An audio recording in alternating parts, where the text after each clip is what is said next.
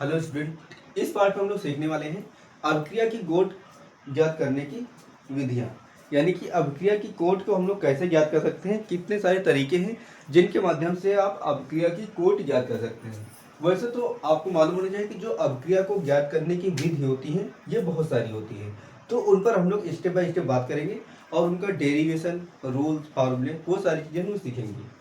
तो हमारी आज की हेडिंग क्या होगी? अभिक्रिया को ज्ञात करने की विधियां। अभिक्रिया की कोट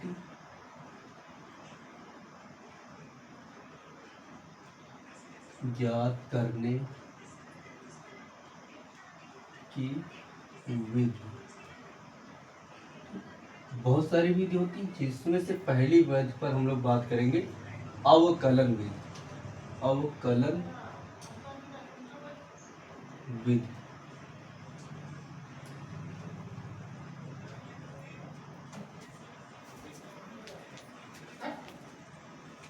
कोई अभिक्रिया है, माना कोई अभिक्रिया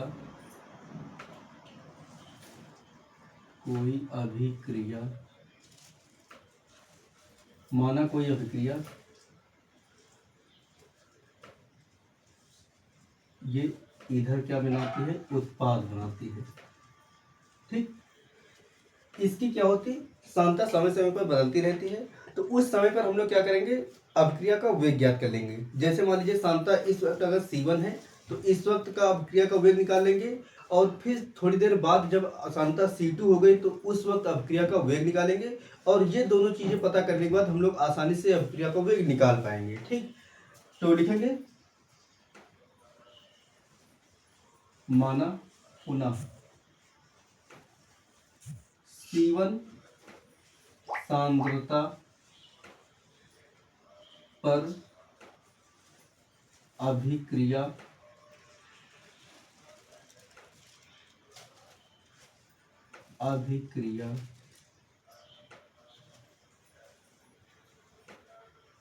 का वेग। पुनः माना C1 सांद्रता पर अभिक्रिया का वेग क्या है? dx/dt 1 है। ठीक, तब C1 सांद्रता पर अभिक्रिया का वेग क्या हो जाएगा? C1 समानुपाती dx/dt, और ये 1 हो जाएगा।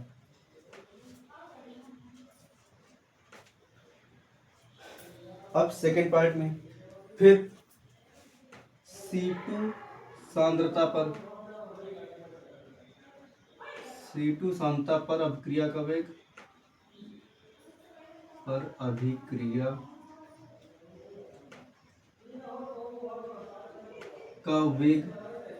मान लिए dx/dt 2 है। ठीक, C1 सांद्रता पर dx/dt 1 है और C2 सांद्रता पर dx/dt 2 है, तो ये भी सांद्रता क्या होती है? अभिकारक की सांद्रता के समानुपाती होता है। dx/dt 2 हो गया। ठीक, अब क्या करेंगे? अगर इसको हम लोग समीकरण 1 मान लें और इसको समीकरण नंबर 2 मान लें, ठीक, तो हम लोग कर क्या सकते हैं? समीकरण 1 और समीकरण 2 से, ठीक, या फिर आप बोल सकते हैं अभिक्रिया का वेग। अभिक्रिया का वेग को हम लोग किसे लिखते हैं? R1। तो ये R1 किसके लिए होता है? ये dx/dt क्या है? अभिक्रिया का वेग है। इसको हमने R1 बोल दिया, तो इसके सामने जो सांद्रता है C1, ये और अभिक्रिया को मान लिया कि n कोट की है। अभिक्रिया अगर n कोट की है, पावर आपकी n हो जाएगी। ठीक, और यहाँ पे आपको पता है जब यहाँ से समानुपाती चिन्ह हटता है तो यहाँ पर k जुड़ जाता है। और फिर R2 के लिए, यानी कि जब C2 आ गया था तो इस टाइम में अभिक्रिया का वेग क्या लिखेंगे? R2 लिखेंगे, और उस वक्त सांद्रता आपकी क्या थी? C2 थी, तो इधर आ जाएगा KC2 पावर n हो जाएगी। अब हम लोग समीकरण 1 और समीकरण 2 को भाग कर देते हैं। तो समीकरण ये 1 ये हो गया था, 2 ये हो गया था, इसको हम लोग समीकरण नंबर 3 मान लेते हैं और इसको समीकरण नंबर 4 मान लेते हैं। तो अब हम लोग क्या करेंगे, लिखेंगे समीकरण 1 व 2 से तो R1/R2 बराबर KC1 अपान KC2 की पावर n, इससे ये कट जाएगा। तो इधर आपके पास बचेगा R1/R2 बराबर C1/C2 की होल पावर n हो जाएगी, क्योंकि दोनों का सेम सेम है। अब हम लोग क्या करते हैं, दोनों साइड लॉग ले लेते हैं। तो लिखेंगे टेकिंग लॉग बोथ साइड, या फिर हिंदी में लिखेंगे लॉग लेने पर। तो इधर आ जाएगा लॉग R1/R2 बराबर लॉग C1/C2 की पावर n। और आपको पता है log m की पावर n बराबर होता है log m, ऐसे लिख देते हैं यहाँ पे फार्मूला। तो log ये m बटे n है, तो आपको पता है कि log m बटे n बराबर होता है log m minus log n, ये हो गया। अब इसके बाद यहां पर होता है एक फार्मूला log m की पावर n बराबर फार्मूला होता है n log m। ये दो फार्मूले आपने पढ़ रखे होंगे, अगर नहीं याद है तो आप लोग यहां से याद कर लीजिए। तो यहां पर इन फार्मूला को हम लोग यूज करेंगे। तो इसमें हो जाएगा log R1 माइनस R2 हो गया log में, और इधर हो जाएगा n log C1/C2 कर देंगे। और उसके बाद क्या करेंगे, इधर भी लॉग रूल लगा लेते हैं। तो इधर तो आपके पास पहले से था log R1 minus log R2 बराबर n पहले से था, और इधर हो जाएगा log C1 minus log C2। अब क्या करेंगे, ये चीज इधर का है में गुणे में, उधर जाके चला जाएगा बटे में। तो n बराबर आपके पास हो जाएगा log R1 minus log R2 बटे log C1 minus log C2। और यही हो जाएगा आपका अवकलन विधि से अभिक्रिया की कोट ज्ञात करने की विधि। अगर हम लोग यहाँ पे इस पूरे का कोई एक अभिक्रिया लेते हैं, उसमें क्या करेंगे, जब सांद्रता C1 होगी तब उस वक्त की अभिक्रिया का वेग निकालेंगे, जब सांद्रता C2 हो जाएगी तब उस वक्त का अभिक्रिया का वेग निकालेंगे। निकालने के बाद आप इस फार्मूले में मान रखेंगे। मान रखने के बाद n का मान अगर 2 आता है तो अभिक्रिया द्वितीय कोट की है, 3 है तो तृतीय कोट की अभिक्रिया है। इस तरीके से आप लोग किसी भी अभिक्रिया का आसानी से अवकलन विधि से अभिक्रिया का कोट ज्ञात कर सकते हैं। अब नेक्स्ट विधि होती है अर्ध आयतकाल विधि। तो नेक्स्ट पार्ट में मिलते हैं। अब तो गाइस, अभिक्रिया की कोट ज्ञात करने की विधि में अवकलन विधि हमने पढ़ रखी है। अब सेकेंड विधि हम लोग पढ़ने वाले हैं अर्ध आयतकाल विधि। अर्ध आयतकाल विधि। तो आपको पता है किसी भी अभिक्रिया का अर्ध आयुकाल क्या होता है। अर्ध आयुकाल को हम लोग लिखते हैं T½ T 50% बोल सकते हैं, या फिर आप बोल सकते हैं स्मॉल t बना सकते हैं, और T½ ऐसे लिख सकते हैं। आप जैसे चाहे वैसे लिख सकते हैं। और ये समानुपाती होता है 1/a की पावर 1 माइनस n के, 1 माइनस n, जहां पर n बराबर क्या होता है, कोटि होती है। n अभिक्रिया की कोट है, और जो a आपका है ये प्रारंभिक सांद्रता है। प्रारंभिक सांद्रता है। तो अब इसका निगमन शुरू करते हैं। तो जैसे हमने अवकलन विधि में किया था, C1 सांद्रता पर अभिक्रिया का वेग निकाला था और C2 सांद्रता पर अभिक्रिया का वेग निकाले थे। ठीक वैसे यहाँ पर भी हम लोग क्या करेंगे, जब आपकी सांद्रता A1 होगी उस टाइम का आधायु काल निकालेंगे, और जब आपकी सांद्रता A2 हो जाएगी तो उस टाइम का आधायु काल निकालेंगे, और उसका फिर से क्या करेंगे, यूज करेंगे, लॉग लेंगे और अपना डेरिवेशन कंप्लीट करेंगे। तो क्या करेंगे, सबसे पहले लिखेंगे माना टी हाफ, यहाँ पर सिंगल डैश कर देंगे, ठीक, टी हाफ डैश में अभिक्रिया की सांद्रता मान लीजिए उस वक्त A1 है, तब अभिक्रिया क्या हो जाएगी, तब आपकी अभिक्रिया हो जाएगी टी हाफ डैश समानुपाती हो जाएगी अभिक्रिया की सांद्रता A1 और सांद्रता अभी आपने क्या लिखा, यहाँ पर होती है 1/(1 - n), ये आपकी सांद्रता हो जाएगी टी डैश पर। अब सेकेंड केस में जब आपकी अर्ध आयुकाल टी डबल डैश हाफ होगा, जब टी डबल डैश हाफ होगा में अभिक्रिया का जो वेग निकलेगा, अभिक्रिया का सांद्रता, उस पर जो सांद्रता होगी वो A2 होगी। तो अब यहां पर भी हम लोग टी डबल डैश हाफ निकालते हैं, तो ये समानुपाती हो जाएगा 1/(A2) की पावर n-1 के। और अब हम लोग क्या करेंगे, आपको पता है जब समानुपाती चिन्ह हटेगा तो यहाँ पे कोई समानुपाती नियतांक जुड़ जाएगा, या फिर इसको हम लोग ऐसे भी यूज कर सकते हैं, इसको अगर समीकरण 1 मान ले और इसको समीकरण नंबर 2 मान ले, तो जब दोनों को यूज करेंगे तो इधर आपके पास हो जाएगा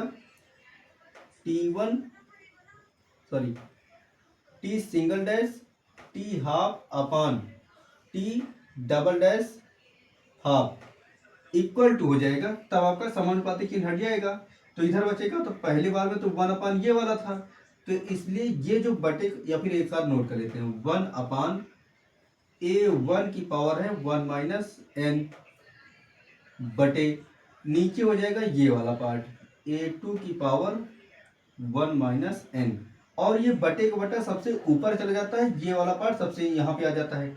तो कहने का मतलब इधर हो जाएगा टी सिंगल डैश हाफ बटे टी डबल डैश हाफ बराबर हो जाएगा, ये 2 ऊपर चला जाएगा, A2 की पावर 1 - n हो जाएगा बटे A1 की पावर 1 - n हो जाएगा।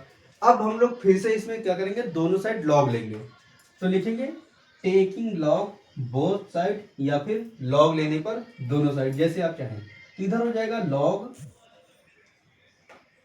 टी सिंगल डैश हाफ बटे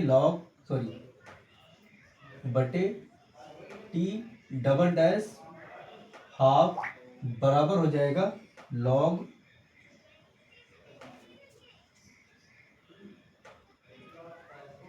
A2/A1 की पावर हो जाएगी 1 - n,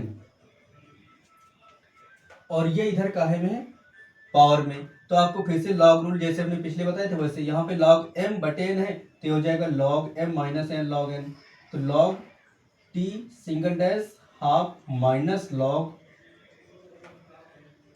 t double dash half बराबर इधर हो जाएगा n log m, तो n है 1 - n, और log आ जाएगा आपके पास A2/A1, ये हो जाएगा। इधर तो हम लोग कुछ कर नहीं सकते, लेकिन इधर कर सकते हैं। इधर क्या कर सकते हैं,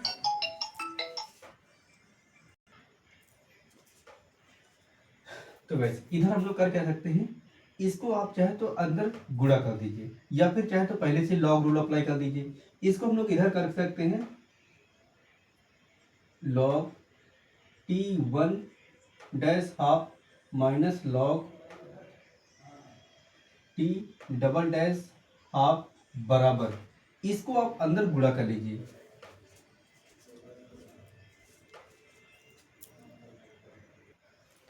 तो गैस इसके बाद इधर क्या होगा, ये जो लॉग है इसको हम लोग अंदर गुणा कर देते हैं। पहले 1 से गुणा करेंगे तो ये हो जाएगा log A2 upon A1 minus n log A2 upon A1, ये हो गया। इधर अभी हम लोग कोई चेंजेस नहीं करेंगे, तो इधर हमारे पास पहले से था log T single dash half minus log T double dash half बराबर, ये हो जाएगा log A2 minus log A1 और इधर हो जाएगा 1 सॉरी n, और इसको भी अंदर हम लोग ले सकते हैं log A2 minus log A1। अब इसमें हम लोग कर सकते हैं, ये चीज जो इधर माइनस में है, ये जो इधर माइनस में है, ये चीजें उधर जाके प्लस हो जाएंगी।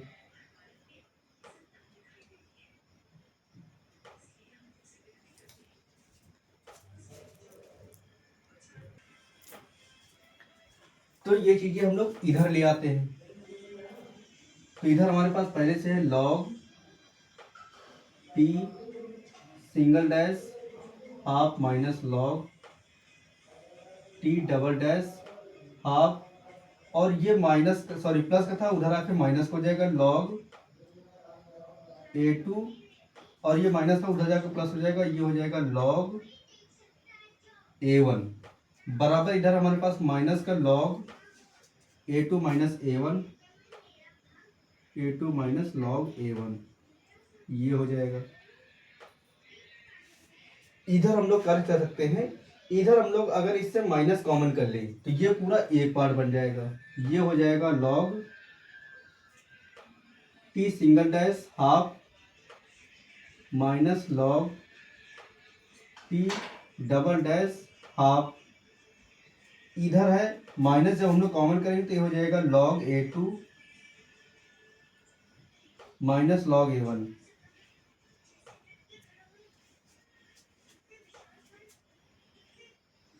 और इधर हो जाएगा minus log A2 minus log,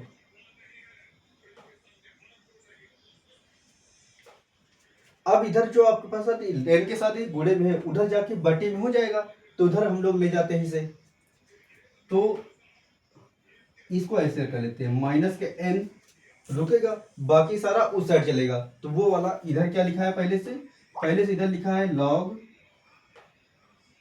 T single dash half minus log T double dash half बटे आपके पास ये आ जाएगा log A2 minus A1,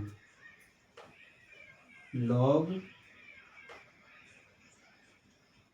A2 minus A1 log A1 हो जाएगा।